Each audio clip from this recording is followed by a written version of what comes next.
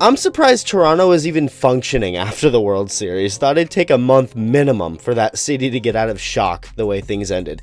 You think all the Indians that have moved to Canada over the years smell bad. Wait till nobody showered in a month span, all just standing there, jaws to the floor frozen, like they just got zapped with some Doctor Strange spell. But it was really just the Dodgers having the craziest plot armor in history to go back to back, like for real. The way the Dodgers won was something out of an Indiana Jones movie where he just constantly barely escapes death, almost like he's doing it on purpose. He's trolling the enemy. The Jays were basically getting a sick joke played on them from the 9th inning of Game 6 and on, being that close to winning it all that many times. Well, like the great Tobey Maguire said, who was at the World Series, "You can't let it bring you down. You just got to believe in yourself, and you pull yourself together, you get right back on the horse." And that's exactly what Ben Shapiro, Timu Jim Gaffigan, and the Blue Jays ownership are seeming to do right now as we hit Thanksgiving. So thank you for being here, whether you're part of the 49% elite humans or not. And if not, consider hitting that button if you like the videos, as the biggest drop of the offseason is here. For a couple days, it was Marcus Semien and Brandon Nimmo being swapped, and the number 2 biggest news of the offseason was finding out Yankees and Eagles fans exist. Gross. Well, that's bumped to number 3, Semien for Nimmo at 2. We now have Dylan Cease getting $210 million at number 1. This caught me off guard, the amount of money. Now, first off, people don't realize, like, it's easy to remember, you know, obviously the Dodgers have money, the Yankees, even though their owner just cried poor recently. The Mets, Daddy Cohen has the definition of FU money. Bro had a gold toilet, because why not, before getting bored of it, so he sold it. Who else in the world does something like that, at least in baseball? Well, the Jays ownership group, the Rogers Communications, who own their own ballpark, are also swimming in money. It's why they haven't been afraid to spend it all the last couple of years, and I mean, even though most of the guys have rejected them. And even when it seemed dumb to spend. We all, of course, ended up being wrong, but it did seem like the Jays were just wasting money on players like Anthony Santander and Jeff Hoffman as the team seemed to be going downhill, and this just wasn't going to save the team. Well, it turns out it didn't need saving. And ironically, none of the biggest free agents from last offseason were that great for the Jays.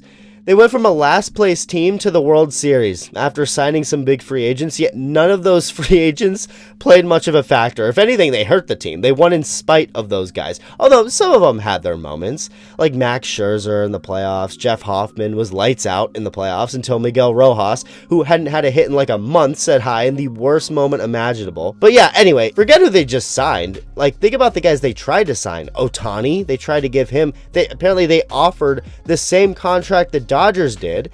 They tried to sign Juan Soto. They were in the $700 million range with him. It seems almost foreign now. It's weird. But there was a point, I'm sure a lot of you remember, that like nobody wanted to sign with the Blue Jays. At least it felt that way.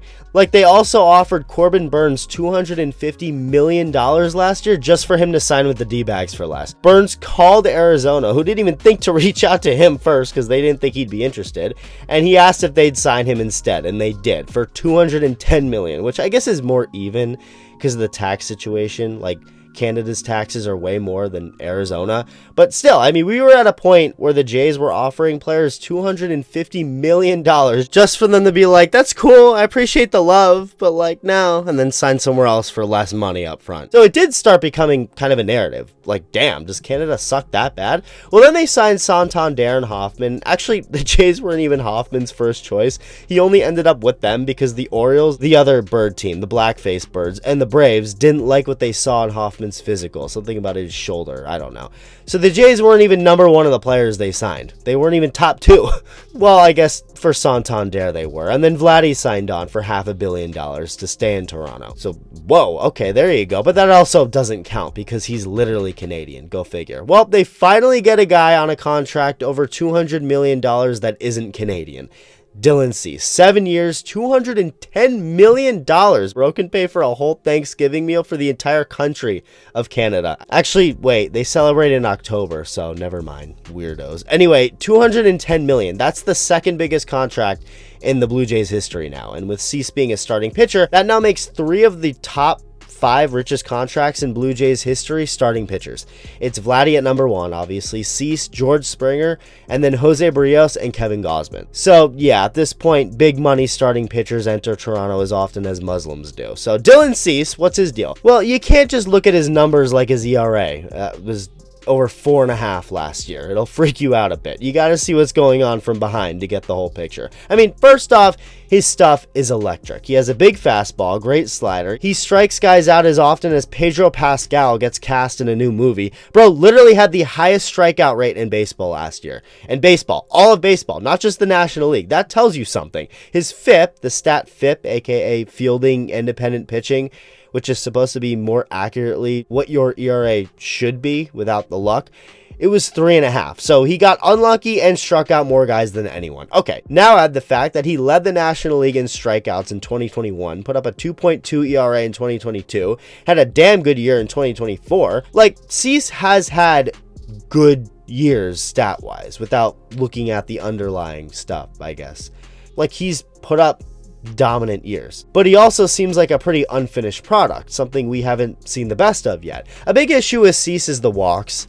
So he can strike guys out like it's nothing, but he also gives out walks like he's freaking Santa Claus in his prime. So that's something the Jays will want to try and figure out. You do that, like you cut his walk rate at least pretty decently, you got to think that drastically changes things. So honestly, at first, my first reaction on this deal was that it's an overpay, but the more I've thought about it, like as I've been thinking and talking about it through this video, it doesn't seem as much of an overpay anymore. I mean, sure, it's a lot, but the Jays don't care, money-wise. You see, first off, what Cease has already done in his career, plus the potential of what he can do, seems like a pretty damn good signing. Probably better than if Burns said yes to their $250 million, a guy who immediately had to get elbow surgery. I mean, who's to say that won't happen with Cease? Obviously, hopefully not, but nobody's safe. Until that happens, though, the signing on its own, and even if that does happen, like, it's a 7-year contract. Worst case scenario, he misses a year and a half or whatever. Happens to most pitchers. But the signing on its own, I feel like it's a good deal. In the context of it, just showing the Jays aren't playing around. They wanted a big gun and they got a big gun early on. And what this also does is make all the other pitchers on the market very happy. Because again, yeah, even though I actually like this signing for the Blue Jays, the more and more I think about it, it probably is still a little bit of an overpay for a guy like Cease. So think about what this does to the market. If Dylan Cease, even again with the potential and the stuff, like you can argue maybe he's worth that, but right now, probably not. So if a guy like him, who hasn't yet solidified himself as a reliable ace, gets $210 million, I mean, geez, Tarek Skubal really might get $600 million. It was reported he and the Tigers were $250 million apart in negotiations, and in my mind, that meant the Tigers offered him like $150 million, like they lowballed the hell out of him. Well, shit, maybe they really did offer him $300 million, and Skubal was like, nah, I'm expecting at least $550, because maybe that's what the market is. Cease is also probably the best starter on the market this offseason. If you combine age and talent, he's probably the best. So I'm not sure anyone will get more, but it definitely helps everyone get more than maybe what they originally thought they could get. Like, take a guy like, I don't know, Zach Gallen. Maybe he was thinking something in the 80 million range, but that could now bump up to 120 or something with the Cease thing. Or maybe this is just the Jays being willing to overpay for one specific guy and it doesn't really affect anyone else. I don't know. But either way, big signing, obviously. So that's about it for now. Love you. Bye.